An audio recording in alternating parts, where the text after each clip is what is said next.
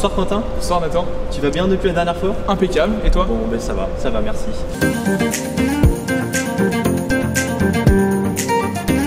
On se retrouve ce soir pour le 3e épisode de l'Entre nous. Au programme, on aura le plaisir d'accueillir une personne à la double casquette qui est à la fois licenciée et bénévole du SPVB, représentant de la section volley assis et aussi représentant de l'équipe de France de volley assis. On va aussi continuer à vous présenter l'effectif pour la saison prochaine. Après avoir reçu Lucas Ramon et Shizoba, on va vous présenter ce soir deux nouveaux joueurs qui vont poursuivre l'aventure avec le SPVB. On va maintenant accueillir Rogerio Brizzola, entraîneur et salarié du Stade Poitvin Volley, et Pascal Perrault, licencié et bénévole du Stade Poitvin Volley. Je me présente, Rogerio Brizzola, entraîneur du club, plutôt du côté du secteur amateur. Donc depuis 3 ans, on a démarré avec Pascal cette section de volley assis. On va vous parler qu'est-ce qu'elle représente pour nous et pour le club. Enchanté, alors moi du coup c'est Pascal Perrault, je suis joueur du Stade Poitvin sur la section volley assis et je suis également membre de l'équipe de France de volley assis. Je suis sur le club depuis janvier 2017 où on a commencé le volley assis. Alors Pascal, peux-tu nous présenter un peu la section volley assis du stade? Alors la section volley assis du stade donc, a été mise en place avec Rogerio et moi en septembre 2017. À l'époque on avait un entraînement par semaine. Avec les années suivantes on a augmenté le nombre d'entraînements et on a un partenariat également avec l'université de Poitiers. Ça va faire 2 saisons maintenant où en début d'année, au mois de septembre, on a une soirée avec l'université. Et du coup, on a 2 étudiants qui viennent, 2-3 étudiants qui viennent, qui nous accompagnent après tout le reste de l'année. L'année dernière, avant la crise du Covid, on était à 4 entraînements par semaine avec Morgane, qui est un 2e joueur de la section de volley assis en situation de handicap, qui fait également partie de l'équipe de France.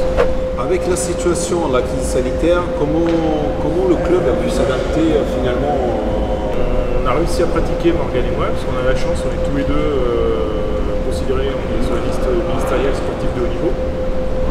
Du coup, on a le droit, on a une dérogation sportive de haut niveau pour pouvoir s'entraîner malgré le confinement, malgré le couvre-feu. Ce qui est très compliqué par contre, c'est qu'il n'y a que nous deux qui avons le droit de nous entraîner. Donc, sur la section volley assis au niveau du stade, on a à peu près une douzaine de licenciés depuis 3 ans. Les autres n'ont pas le droit de venir. Est-ce que tout le monde peut pratiquer le volley assis? Au niveau du club ou au niveau national, n'importe qui peut venir pratiquer le volley assis. On n'est pas obligé d'avoir un handicap. Si on veut après faire de la compétition, pouvoir être sélectionné en équipe de France et faire des compétitions internationales, là il faut un handicap. Donc un handicap plus ou moins léger, être paraplégique, en fauteuil ou amputé ou avoir du coup des gros soucis au niveau des articulations. Ça peut permettre d'être éligible et de jouer à un niveau international. Moi je suis chauve, est-ce que c'est un handicap? Vous pourrez jouer avec l'équipe de France? Non, parce qu'on a déjà assez de chauves en équipe de France. Donc il faut un nombre maximum de personnes dans le même handicap. Je te remercie Pascal pour cette présentation. Je te remercie toi aussi Rogerio d'avoir déjà soutenu le projet il y a maintenant quasiment 4 ans. Et puis voilà, on va continuer et moi je vais bientôt aux entraînements. Et on dit tous ceux qui veulent essayer un jeu volley assis, venez nous rejoindre l'année prochaine. Soyez la bienvenue. Merci Pascal et merci Rogerio de nous avoir accordé ces quelques échanges. On va donc maintenant passer à la présentation de l'effectif de l'année prochaine. Après avoir reçu Lucas Ramon et Shizoba, on va vous présenter ce soir 2 nouveaux joueurs qui vont poursuivre l'aventure avec le SPVB. Salut à tous les deux. Pour les quelques personnes qui ne vous connaîtraient pas, présentez-vous. Alors, je m'appelle Thomas Elfer, je suis passeur au SPVB. Je vais avoir 20 ans demain. Je suis passé par le pôle sport de Cannes, le club de l'Ice Cannes et le centre national de volleyball. Je m'appelle Tom Canessan, j'ai 21 ans. Je suis né à Rouen. Je suis passé par le Krebs de Wattignies pendant 3 ans. Et ensuite, j'ai été au sein du club de Tourcoing pendant 2 ans avant d'intégrer le SPVB il y a maintenant 2 ans. On entame les playoffs ce soir. Pouvez-vous nous faire un petit débrief de la saison régulière? Il y a eu des hauts et des bas, mais on a montré qu'on était une équipe très compétitive. On pouvait gagner contre tout le monde. Et surtout à domicile, on est très performant. Il faut retenir quand même pas mal de positifs, parce qu'on est une équipe quand même qui est assez jeune.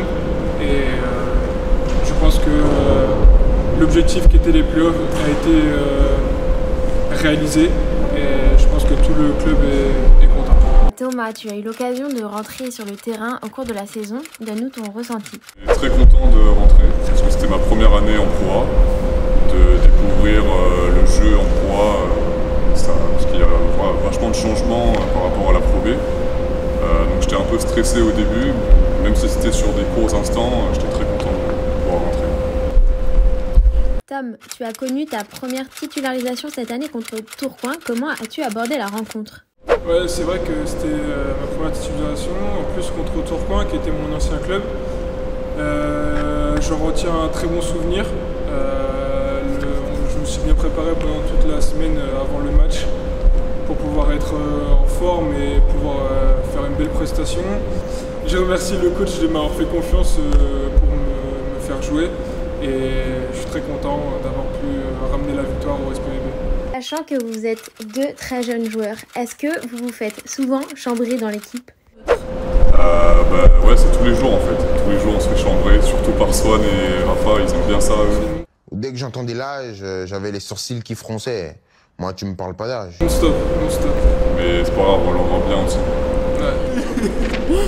Un message pour le public qui sera derrière vous ce soir? À tous les supporters du SPVB, mettez-vous sur Sport en France à partir de 18 h et soyez avec nous et encouragez-nous du mieux que vous pouvez. Et ne vous inquiétez pas, on va vous entendre même à travers l'écran.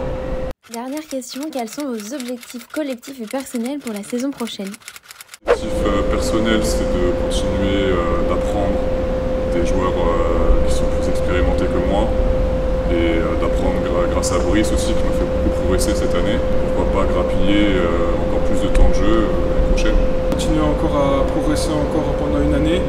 Voilà, je pense qu'on est un groupe qui travaille bien, on donne beaucoup de nous-mêmes, on se bagarre beaucoup à l'entraînement, ça travaille vraiment bien. Donc continuer à progresser. Pourquoi pas encore prendre de l'expérience, pourquoi pas rejouer encore et puis donner le meilleur de nous-mêmes. Et le coach, il en dit quoi? Ce sont deux joueurs extrêmement investis, très sérieux.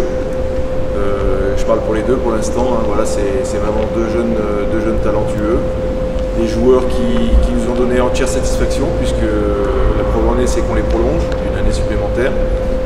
Voilà, pour Tom, c'est sa deuxième saison avec nous, il a vraiment une très belle progression. Il a d'ailleurs fait une rentrée remarquable contre Tourcoing, où il a suppléé Lucas Ramon sur un match en tant que titulaire, avec de très bonnes statistiques et avec une victoire au bout, donc forcément on était tous satisfaits. Hein. Et donc pour Thomas, en fait, l'intégration elle a été un tout petit peu plus tardive, parce qu'il est arrivé un mois plus tard que l'ensemble du groupe, parce qu'il était avec l'équipe de France Junior. Donc voilà, c'est une bonne chose pour lui, mais après par rapport à l'intégration, c'est jamais évident d'arriver dans un groupe quand le groupe est déjà formé. Je trouve que les partenaires l'ont bien aidé à s'intégrer et après voilà, maintenant il a bien pris sa place, il occupe une très bonne place dans le groupe, il a une marge de progression qui est remarquable.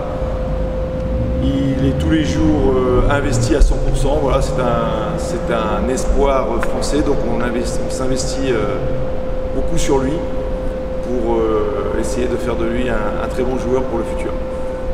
Alors, vous validez la réponse du coach? Oui, Non, ensemble, oui.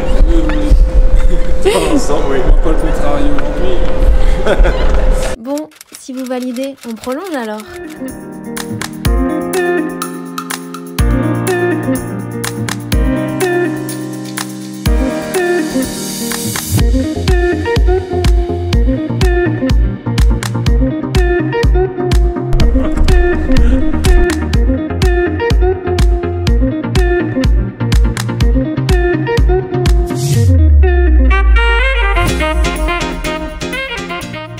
Merci à tous les intervenants. Merci à toutes et à tous de nous avoir suivis. On se retrouve dans quelques semaines pour un nouveau numéro. Poitiers reçoit Montpellier d'ici quelques instants. On vous souhaite à tous un bon match et on espère vous retrouver tous nombreux derrière vos écrans, à suivre gratuitement évidemment sur Sport en France. Merci Quentin. Merci à toi. Je te dis à dans 3 semaines. Ouais, également. Bon match. À toi aussi. Et puis bonne allez soirée. Poitiers. C'est ça. À plus tard. À plus tard.